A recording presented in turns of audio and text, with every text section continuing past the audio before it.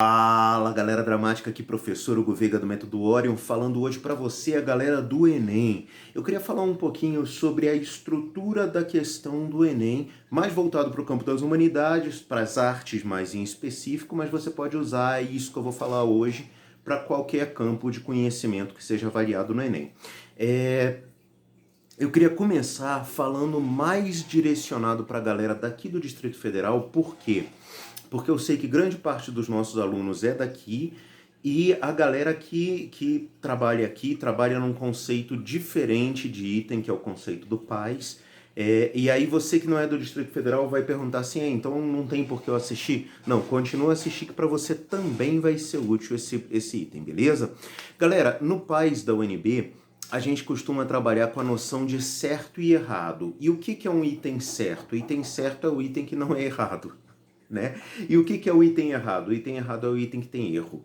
Então, se o item tem erro, ele é errado. Se ele não tem nenhum erro, ele é certo. E aí você vai trabalhar sempre nessa dualidade no PAS. Aqui no Enem, a gente não vai trabalhar muito com esse conceito. Até porque aqui a gente trabalha com o conceito de distratores. Como é que é uma questão típica do Enem? Uma questão típica do Enem é composta pelo seguinte: geralmente ele tem um texto motivador, que pode ser um texto motivador, uma imagem motivadora, pode ser uma série de coisas, e logo embaixo ele vem o enunciado. O enunciado é a pergunta em si, que pode vir com um ponto de interrogação ou não, né? É o comando da questão. E logo embaixo você tem as opções de resposta. Dessas opções de resposta, uma é considerado o gabarito, ou seja, é o que se espera que o aluno responda. As outras todas são os distratores. Distratores, o que significa? Elas estão ali para te tirar do caminho certo. É lógico que tem algumas questões, alguns itens de distratores que são muito mais óbvios, você já olha para ele e pensa, cara, não tem como ser isso. E tem uns que realmente deixam a gente na dúvida.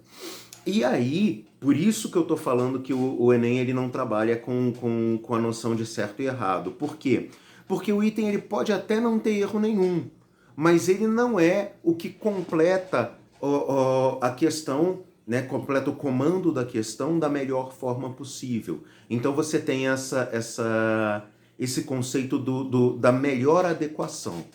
Tranquilo? E aí você vai ter que descobrir dentre todas as opções, né? Você tem um gabarito e 4 distratores. Tranquilo?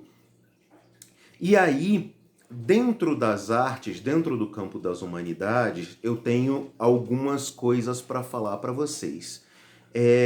Primeiro, quando você vai afirmar alguma coisa em arte que deu uma noção de absoluto, isso já tem cara de não completar a nossa questão, principalmente a partir do século XX, que é onde o Enem mais atua, né? O Enem, as questões dele, elas vêm mais aí nas artes do século XX e século XXI. E no século XX, galera, vocês já devem ter escutado falar no Duchamp, que é o cara que colocou um urinol na galeria de arte. E não foi nem um urinol feito por ele, não. Foi um feito em indústria mesmo, né? E ele põe de ponta cabeça, ou seja, ele tira a utilidade do próprio urinol.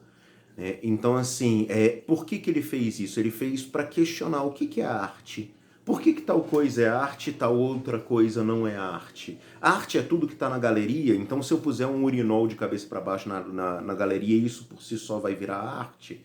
Né? Então isso era um questionamento do Duchamp ali. E a gente chega a partir do século XX, principalmente depois da Segunda Guerra Mundial, num ponto que a gente questiona por que não pode tal coisa. Por que uma peça de teatro não pode ser feita de tal jeito? Por que tem que ser o palco italiano, né, que era o que vigorava no século XIX? Por que não pode ser outro tipo de palco? Por que eu não posso ter uma interação direta com a plateia, né, que não se usava isso no século XIX? Muito embora se usasse isso muito antes, lá na Grécia Antiga já se usava isso, né?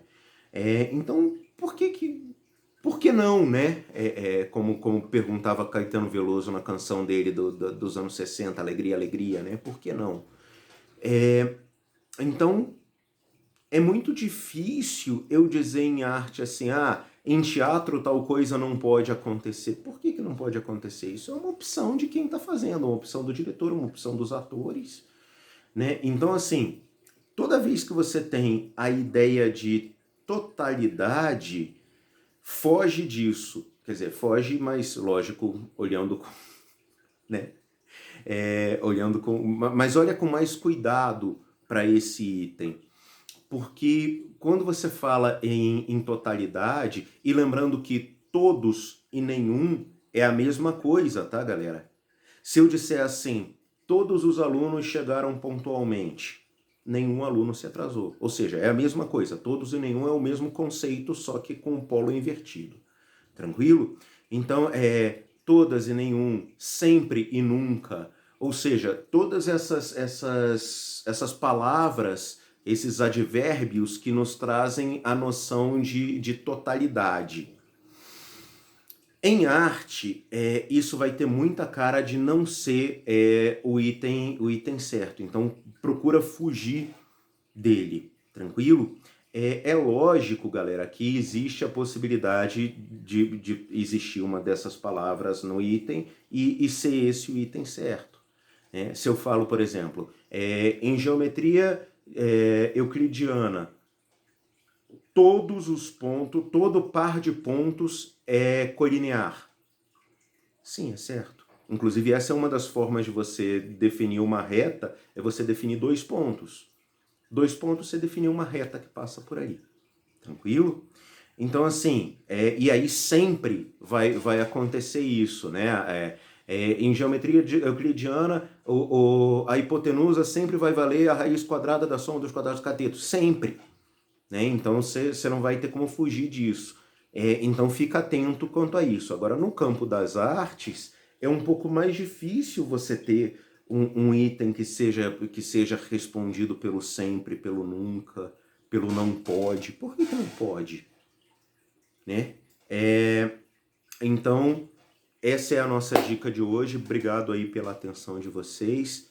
Até a próxima. Valeu!